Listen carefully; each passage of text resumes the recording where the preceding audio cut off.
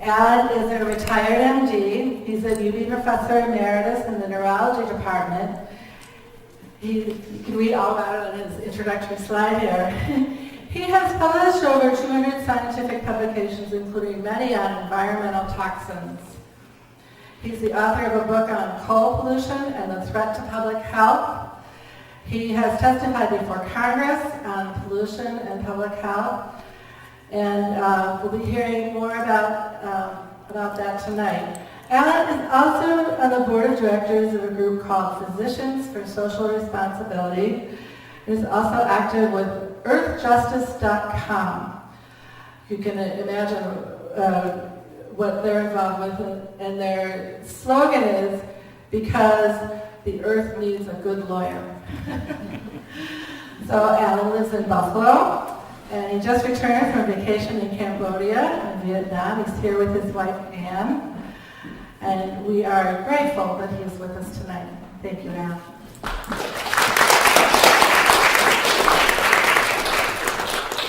Well, thank you, Janet, and thank all of you for coming out on a night that was much milder than many that we've had in the past several months. Many of you, I'm sure, know that over the past year and a half, the Intergovernmental Panel on Climate Change published a series of reports. And this is Tom Toll's take on this, which is, you may want to move over a little bit. We'll have a total eclipse here. That Toll said, your goose is cooked, which is sort of what these series of three massive reports has to say. So this evening I'm going to talk to you about the physical science basis for substantiating the claims that climate change is real, that it's due to human activity.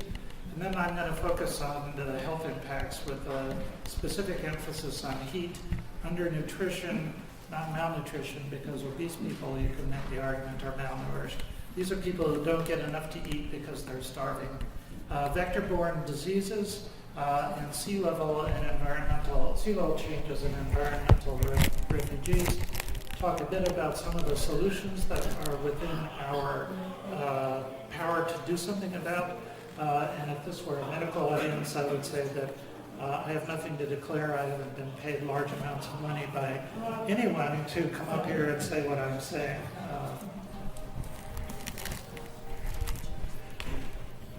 So even with the audience of healthcare professionals, I'd like to begin with this slide that defines health, which according to the World Health Organization is a state of complete physical, mental, and social well-being, and not merely the absence of disease or infirmity.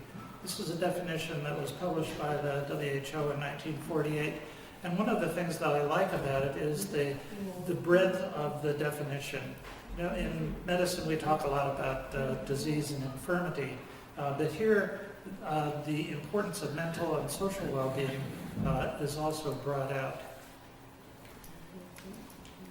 Now, thermometers were invented in the middle of the 1600s, and it wasn't very long after that that people began to take and record the temperature of the great outdoors. And this is a continuous record that began in 1659 and ended in 1973, that was acquired in the Midlands of England.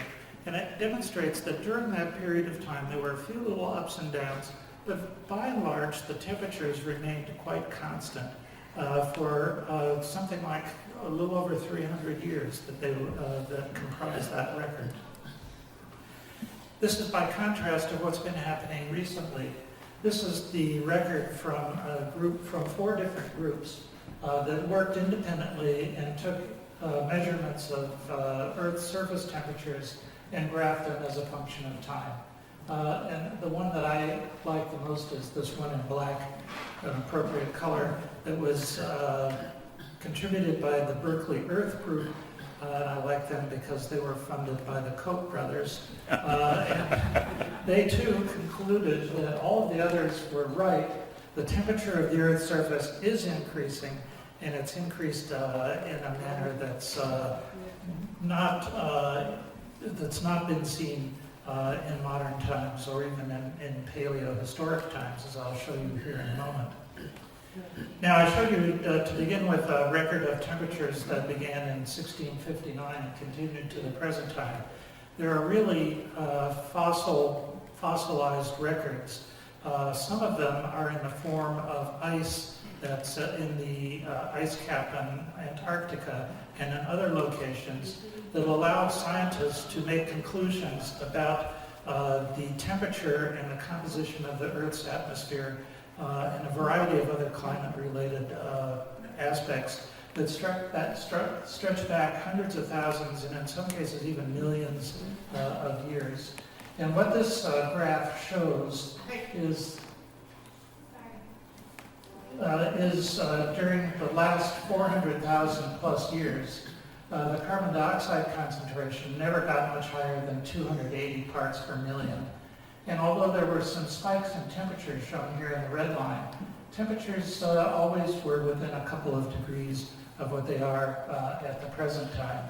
Now you will hear people say, well, the eccentricities in the Earth's orbit are contributing to climate change. And that's what's shown here in this bottom series, is changes in the amount of energy that's being deposited on the surface of the Earth by the known astronomical phenomena that relate to the changes in the Earth's orbit.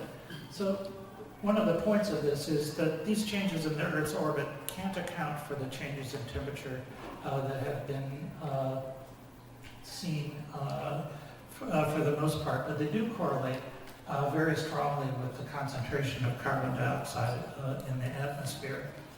And it's these carbon dioxide and other greenhouse gases that are responsible for the greenhouse effect, and that's what's causing warming of this planet.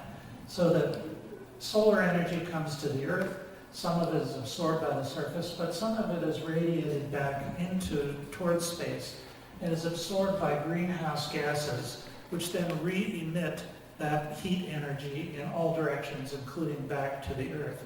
And it's this re-emission from back radiation that's responsible for the greenhouse effect. It's not like in an actual greenhouse where there's a pane of glass that prevents convection currents from carrying heat away.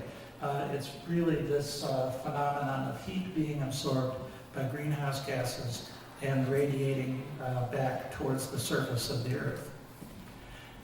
And this is a record that shows 2,000 years of history of the three most important greenhouse gases, carbon dioxide, methane, and nitrous oxide, in the what's referred to contemporarily as the common era. And the thing that you notice is that they all truck along pretty evenly until we get to the beginning of the Industrial Revolution, and then they begin to increase quite drastically. Now, also shown on this slide is the average lifetime of each of these three greenhouse gases.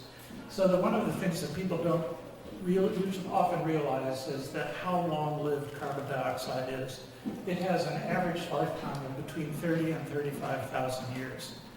Now, which basically means is that once it goes into the atmosphere, it's going to stay there for the duration of my life, your life, my children's lives, my grandchildren's lives, and their children's lives on and after them. So it's basically forever in terms of geological time. Methane is 86 times more potent than carbon dioxide. Its concentration, fortunately, is lower, but its greenhouse effect is much higher.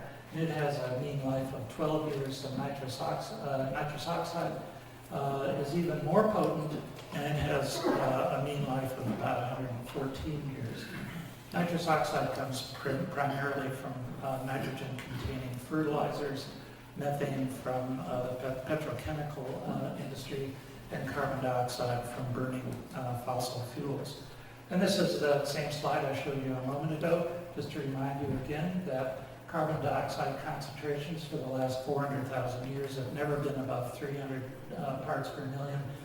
But not too long ago, within the last year or so, the concentration of CO2 exceeded 400 parts per million for the first time in recorded history.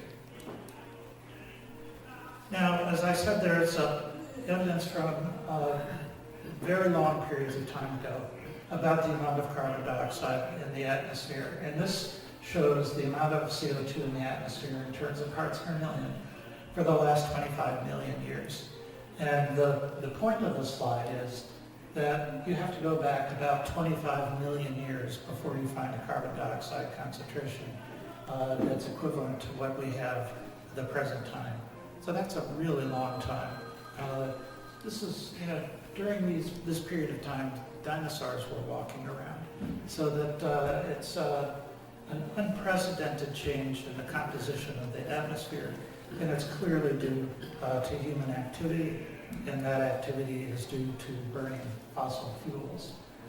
China emits about a quarter of all of the of all of the carbon dioxide. The United States, about 16%. We have 4% of the population. China has 19%. And we emit, the world emits about a third of, it uses coal for about a third of its energy, oil for another third, and about another third, approximately a little less, about a quarter for natural gas. In the United States, you can see the numbers here. China relies much more heavily on burning coal to generate electricity. And if you're interested in seeing what the take of some of the Chinese people is on this pollution that's being generated by this, I would refer you to a video that's posted on YouTube called Under the Dome that was put together by a Chinese journalist, and she goes through in exquisite detail about the pollution problem in China that's due to burning coal. They have a problem that's much, much worse than ours. Now these are some of the quotes in this slide and the next one from the IPCC climate change report. These are statements that are made by scientists, and scientists by and large are a pretty restrained group of people. They don't make, excessive claims. In fact, usually what the tendency of scientists to do is to underplay the significance of a finding that they publish. But these are quotes from the physical science basis of the climate change report that was published in November of 2013. They say that warming of the climate system is unequivocal. Atmospheric concentrations of CO2, methane, and nitrous oxide have increased to levels unprecedented in at least the last 800,000 years. The largest contribution is caused by carbon dioxide. Observed impacts of climate change are widespread and consequential, and I'll tell you a bit about some of these in a moment. Human influence has been detected in the warming of the atmosphere and the ocean, and the continued emissions of greenhouse gases will cause further warming. The panel went on to say in another part of their publication that changes in climates have caused impacts on natural and human systems on all continents. Negative impacts of climate change on crop yields have been more common than positive impacts, and I'll get to that again in a moment. Impacts from recent climate extremes such as heat waves, droughts, floods, cyclones, or hurricanes and wildfires reveal significant vulnerability and exposure of many human systems. Climate-related hazards exacerbate other stressors, especially for people living in poverty. Poor people always come up with the short end of the stick, and this is no exception. And that violent conflict increases vulnerability to climate change. And in fact, there have been a series of papers published in Science and Nature, two of the most influential scientific journals, that say that violent conflict can be traced probably in a causal fashion to increases in temperature that have been observed over the last 1,200 years or so.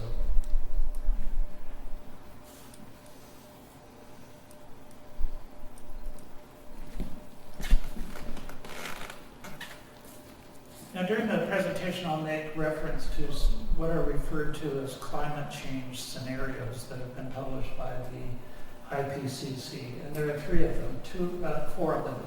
Three of them are shown here. This is the business as usual, which is referred to technically as the representative concentration pathway, and the 8.5 has to do with the amount of solar energy that will be trapped in the Earth. So there's the RPC 8.5, RCP 6 in RCP 4.5. Each of these postulates certain amount of control of emissions. There's an RCP 2.6, which basically says, this is what's likely to happen even if we put an almost immediate end to the emission of greenhouse gases, and that's not shown here. But at a business as usual, and the other two emission pathways, by the middle of the next century, there's not much divergence between the three of them. But when you get out to the end of the current century, you see that the RCP 8.5 business as usual scenario leads to far more predicted warming of the Earth's surface than the other scenarios.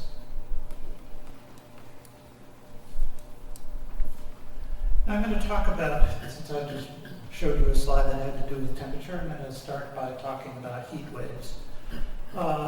You would think that there ought to be a ready definition of what a heat wave. The IPCC says something like it's a period of excessive heat, whatever that means. The Meteorological Society has come up with this definition that's shown here, where the maximum daily temperature exceeds the average daily maximum by 5 degrees for 5 days or more relative to a defined baseline period, which was taken between 61 and 1990. Heat waves have been more common in the last half of this century than they were before. Some 70,000 people are thought to have died in the 2003 European heat wave.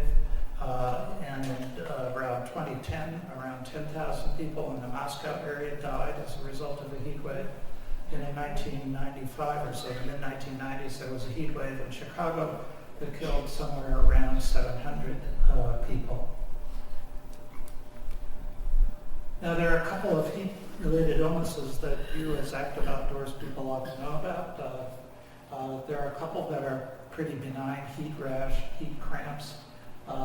Heat exhaustion is a response to a loss of water and salt, usually via sweat. And the symptoms are weakness, sweating, nausea, clammy skin, muscle cramps, and an elevated body temperature. A much more serious form of heat-related illness is heat stroke, which is a medical emergency.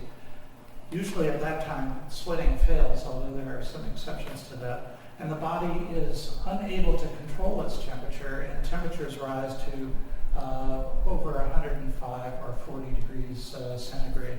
These people have hot, dry skin, hallucinations, chills, headaches, confusion, slurred speech. They have altered levels of consciousness. They may lapse into coma, have epileptic seizures, and die without medical attention. This is a medical emergency. These people need to be, as do the people with heat exhaustion, removed from sunlight and pour cold water on them. These people need to be taken to a hospital for appropriate medical treatment. Now this slide shows a little bit more detail about the 2003 European heat wave. Now this began, like most heat waves, in an insidious way with some amusing anecdotes published in newspapers. A Danish cab driver showed up to work wearing a skirt to avoid the heat because his employer wouldn't let him wear shorts. He didn't say anything about it. This was a male cab driver. A candy company in Italy suspended delivery of their chocolates because they were all melting in the truck on the way to the place where they were being taken. And in Germany, garbage collectors voluntarily agreed to start work an hour and a half earlier in the day to avoid the stench from rotting garbage. And in the newspapers, there also began to be reports of deaths in nursing homes and convalescent hospitals that initially didn't attract much attention. But it was, anybody know which group of people really tumbled onto the fact that this was a serious problem? It was the French Undertakers Society. They were so busy that they had to rent refrigerated trucks to store all of the dead bodies before they could process them. And before everything was done, before all it became quite obvious that there was a very serious health problem underway, and This slide shows the increases in temperature. You can't see this, but these darkest areas here are where it's more than 10 degrees centigrade higher than typical temperatures during that time period. Really massive increases in temperature. Heat-related illnesses are the most common form of weather-related deaths in the United States. And it's likely that heat waves will become even more common in the future, and that we need to be paying careful attention to people who are the most vulnerable, people who live by themselves, people who don't have air conditioning, people who don't have contact with other members of society, who aren't visited by visiting nurse associations, and so on and so forth. That was one of the fallouts of the Chicago heat waves. They were able to identify the risk factors for death and hospitalization from the cohort that survived. Now, one of the things that often goes along with heat waves is drought, and this is one of figures that were published by the U.S. Drought Monitor. This one happens to be from August 2012, when the heartland of the United States and other parts of the country were gripped by one of the worst droughts, in fact the worst drought since the Dust Bowl era of the 1930s or so, popularized in the Grapes of Wrath. And it was during this period of time that I was on a book tour, and I was driving through parts of Iowa and Nebraska, and everywhere I went I saw fields of corn that was dried up and dying. And the World Bank, which keeps tracks of commodity prices, reported in 2012 in their August 30th report that in the month of July alone there was an increase of 10% in world food prices that they attributed to this drought in the Midwest that was causing shortages and causing spikes in corn futures and wheat futures, the two most important food crops grown in the Midwestern part of the United States. And this is why corn and other crops are more susceptible. This is a figure from a paper that was in the Proceedings of the National Academy of Sciences, and shows a temperature here on the x-axis and the reduction in yield of corn as a function of temperature. And you can see that things truck along pretty much on an even keel until you reach about 25 degrees centigrade, and then yields fall off dramatically. And if you take these kinds of data and the predictions about the number of days that are likely to exceed this 25 degree threshold, use some of the other climate change predictions that have been published before the IPCC AR5 report, which is the most current one, you see that between 40 and 80% reductions in corn yields are predicted as a result of climate change by the end of this century. We don't have to look to the end of the century to see that temperature and rainfall have affected crop yields. These are data from a publication in Science in 2011 that show for corn, China and Brazil and France all had substantial reductions in the yield of that crop. For wheat, Soviet Union, Russia had almost a 15% reduction in wheat yields associated with temperature increases. Soybeans, about 5% in Brazil, and slightly more in Paraguay. So it's like we're seeing changes in yields of crops already as associated with changes in temperature and rainfall that are likely to continue.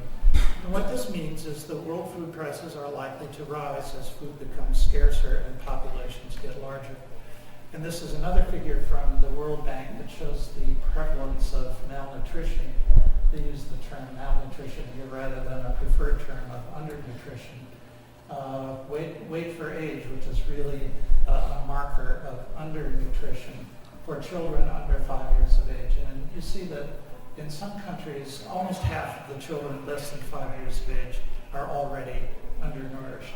And if food becomes even more expensive and scarcer, these numbers are likely to increase.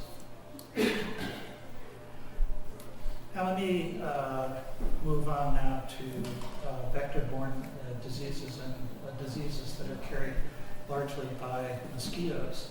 The first of these is malaria. It's carried by Anopheline mosquitoes, and there are 5 different forms of malaria that are all different parasites. This one is quite rare. Vivax and falciparum are the most common. Between 2 and 3 million people die per year from malaria.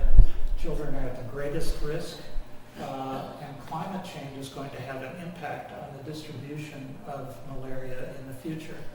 And what's predicted to occur is that at the areas that are marginal at the present time, these effects are going to be the greatest, because there are some places in the world where it just can't get any worse.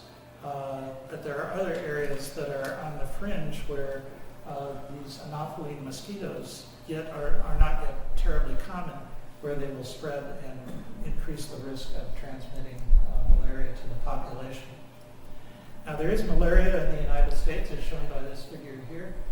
There's somewhere between 15 and 1,700 cases of malaria reported to the Centers for Disease Control each year. Most of these are among the U.S. population, although there's a small contribution by foreign residents who have come to live in the United States. And this is the CDC malaria map that shows the parts of the world that are most severely affected. In these red areas, malaria is everywhere. And it's at the boundaries between red and the green and yellow areas where malaria is likely to spread as climate changes, causing an increase in the movement of the vector both up and down in terms of higher altitudes as well as higher latitudes. This is a sign that we saw in front of a children's hospital in Cambodia when we were there just a few weeks ago. Severe epidemic of hemorrhagic dengue fever. Notice this, it's Cambodia, but the sign is in English. So what they're doing is they're appealing to English-speaking tourists to come in and give blood to help treat children in this children's hospital that's run by this Swiss doctor who happens to be a classmate of my wife's Swiss brother. She was an exchange student in Switzerland, and they visited us a couple of weeks ago. We knew this guy quite well. He was a classmate in medical school. So it's a sort of a small world story. But we don't hear very much about dengue in the United States because we have very few cases at the present time. It too is carried by a mosquito, a different one. It's caused by a flavivirus, and there are 4 different strains of flaviviruses. Unfortunately, if you're infected by one, you don't get any immunity to the other forms of flavivirus. In fact, you're likely to become sicker with a reinfection by the other form. It causes pain behind the eyes, blood spots under the skin, and severe bone pain, hence its other name, breakbone fever. In the severe forms, in the hemorrhagic fever, there's extravasation of plasma and blood from blood vessels into the skin and other organs, and causes death due to organ failure. There are almost 400 million cases of dengue in the world each year. 1.5 billion people live where there's a 50% risk or so of contracting dengue. And if you were paying attention during the FIFA soccer tournament and forthcoming, again, this will happen when the Olympics are in Brazil. Brazil has lots of dengue, and there were warnings about protecting yourself against mosquito bites if you went to the FIFA World Cup. Climate change is going to have a big impact on this disease, and by 2085, it seems quite likely that between 5 and 6 billion people will be at risk for developing this disease. And this, again, is the CDC dengue map. And if you go to the CDC website, when you click on one of these pins, something will pop up and it will tell you about the number of people that were affected and something about that particular part of the epidemic.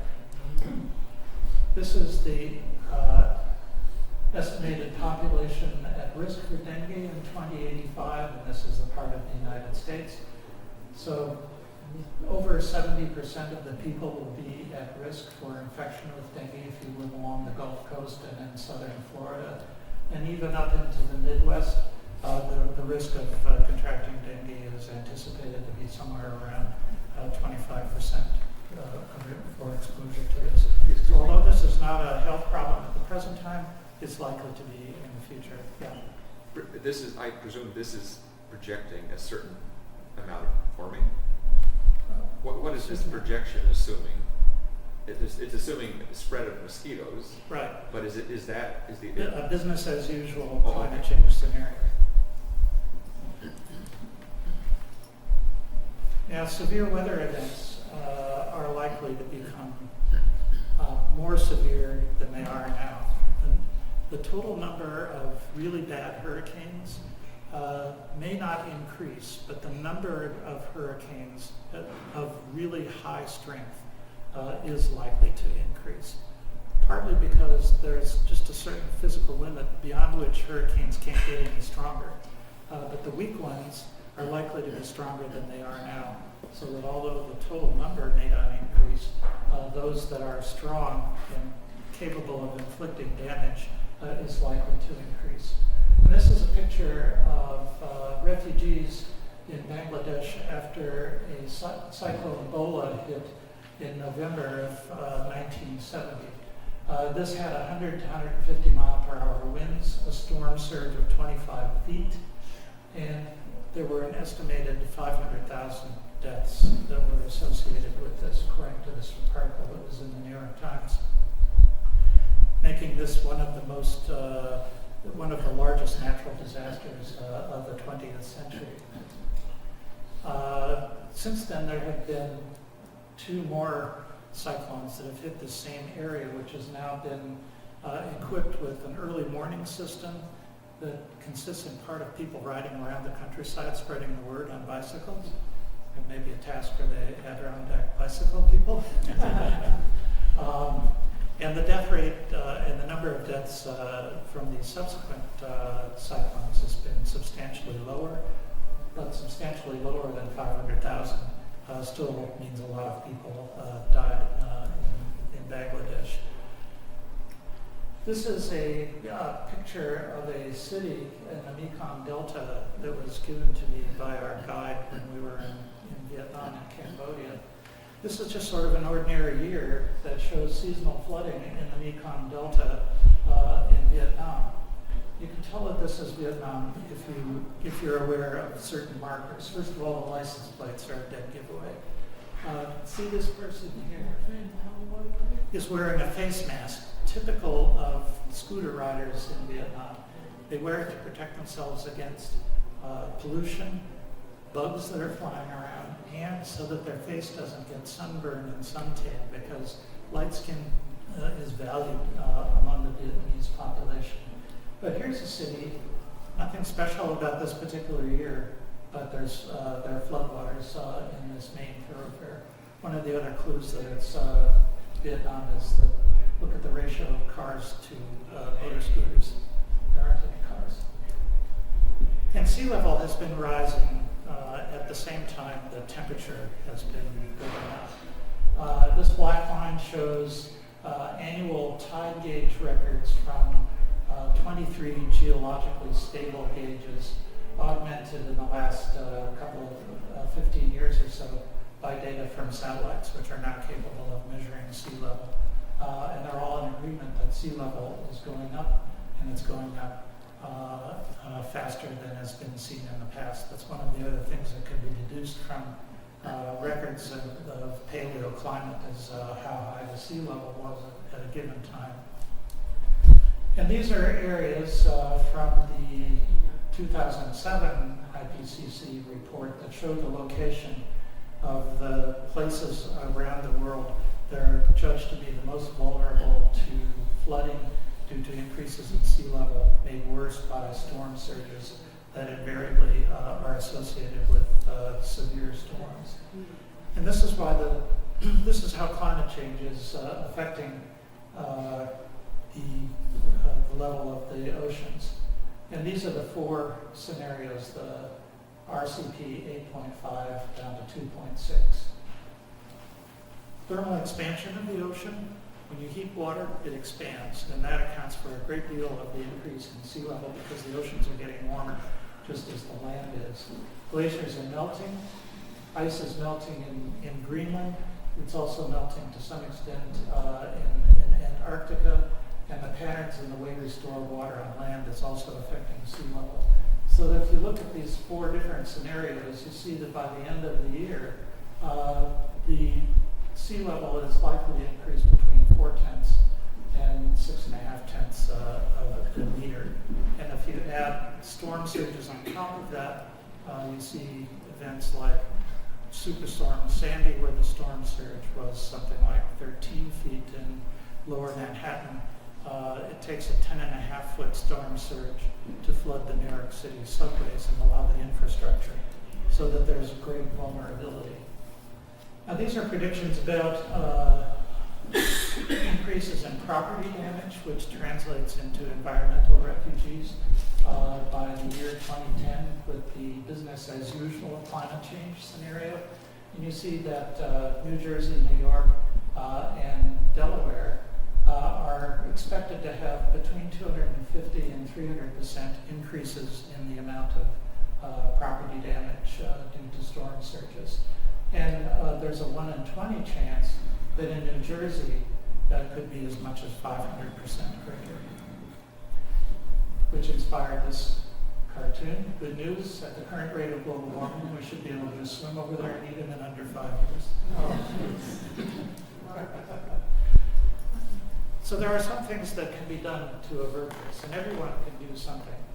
In medicine, we talk about primary prevention, which is steps that we take to prevent the manifestations of a disease from occurring. You may take aspirin to prevent a heart attack. You may take Lipitor or something like that to lower your cholesterol. You may exercise by going on a hike with the Adirondack Mountain Club. And then there's secondary prevention, which is what you do after you've had a disease like a myocardial infarct. Steps that you take to prevent a second occurrence or things getting worse. And some of the most important of the primary prevention strategies for climate change are reduce greenhouse gas emissions. So supporting EPA and other organizations like mine that work to decarbonize electric production are important. Encouraging the use of wind, solar, and water power, renewable sources. Climate change is a public health threat, and you as an informed citizen have an important role to play by discussing this as you intend to do at your forthcoming meetings and public hearings. And then there's secondary prevention by supporting federal, state, and local efforts, and all of these are underway to adapt to climate change. By seeing to it that people who are shut in have someone to check on them so that in the event of a heat wave, they're either taken care of or evacuated to a place where there is air conditioning, building seawalls, or in other ways armoring or protecting cities to protect against sea level rises, and encouraging the use of insecticide-impregnated nets to discourage mosquitoes and prevent diseases like dengue and malaria. So I mentioned supporting EPA's efforts to decarbonize electricity, improving energy efficiency, using more renewables. One thing that doesn't get mentioned often enough that I'd like to talk about as a person who used to earn his living as a scientist and recognizing the importance of research and development to future improvements, not only in health, but in energy as well. So supporting energy research and development is a critical step. Supporting our educational systems at all levels is critical, so that photovoltaic cells become more efficient and other alternatives are available.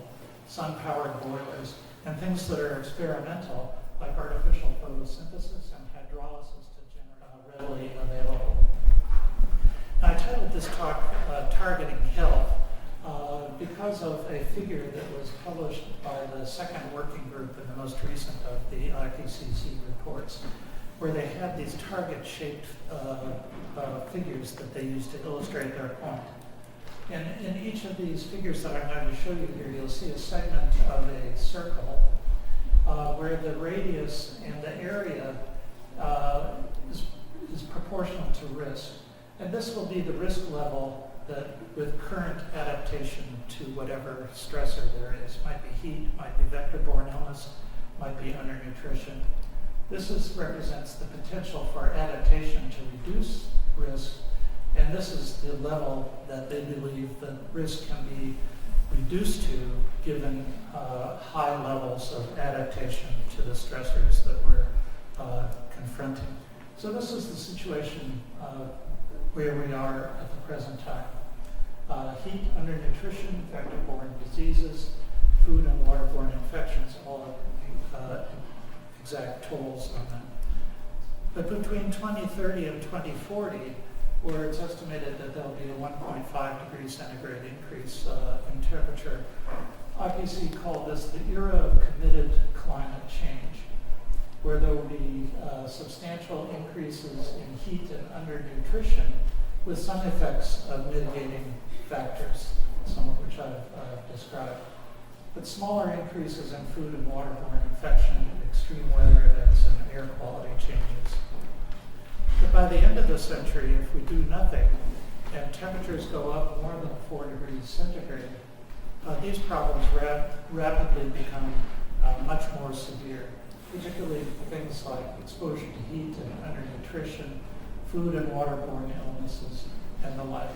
But the good news in here is that there's a great deal that can be done to adapt populations to the stresses that are going to be imposed on them by these factors such as undernutrition and heat-related illnesses. And unless you have seen this data that were published in the New York Times a couple of months ago, you might be surprised by this. On the left-hand part of this slide are shown the amount of power generated from nuclear and fossil fuels. And it's no surprise that the United States generates a large amount from coal, natural gas, and some from nuclear energy as well. On the right-hand side, where I was surprised, I don't know about you, but it shows the amount or the percent of the energy that's generated from renewable sources in various countries. And I never would have guessed that Brazil led the pack with over 80%, most of which comes from harnessing the water power. The United States is in 9th place behind Japan, India, Russia, China, the so-called BRIC countries that are emerging economies. So this is the more good news, things that can be done. This is an energy plan for New York, published in a journal called Energy Policy by Bob Horwath and Tony Ingraffia and their colleague Mark Jacobson from Stanford. Bob Horwath and Tony Ingraffia are Cornell professors. And they said, asked the question, what would it take to generate virtually all of the energy that we use in New York from wind, water, and solar by 2030? It's not that far away from now. And they figure using sound economic principles that the energy demand would go down by about a third due to modernization and improvements in energy efficiency that are to be had, including modernization of the grid and installing electric meters that charge you more during peak hours of use than non-peak hours. They figured the job gains would exceed losses, in part because very little energy is produced in the state at the present time. We don't have a big oil industry. We don't mine a lot of coal and stuff like that. So that the jobs of building windmills and the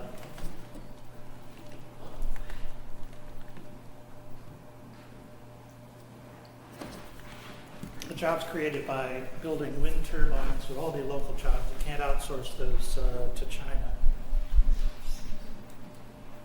Oops. And that energy prices would stabilize, because there's essentially zero fuel cost. You don't pay for the sunlight that falls on your roof. You don't pay for the wind that blows. They're there to be used, but we're not using them to the extent that they could be. And air pollution deaths would fall by around 4,000 per year, savings of around $33 billion a year in healthcare costs in the United States. And a lot of that energy cost is borne by state and local governments because of the Medicaid costs and dollars that you and I probably pay for the health insurance that is partially paid for by employers. This is, I think, the third from the last slide, one that I like a lot, because this shows, a glimpse of the future. This is a photocatalytic splitting of water, and there's one thing that we've got a lot of on this planet is water. And what these people have done here is to make a grid that has a catalyst on it, and they shine light on it.